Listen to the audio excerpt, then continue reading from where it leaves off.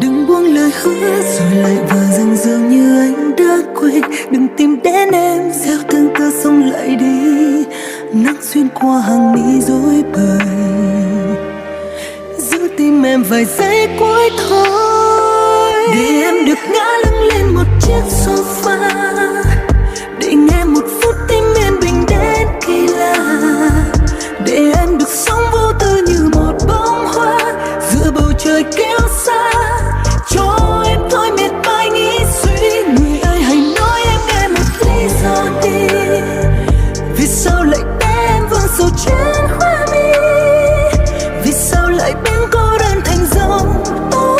Nỗi buồn sông vô tâm hồn em trôi lanh đanh trong căn phòng, rồi lại rơi xuống trên sofa.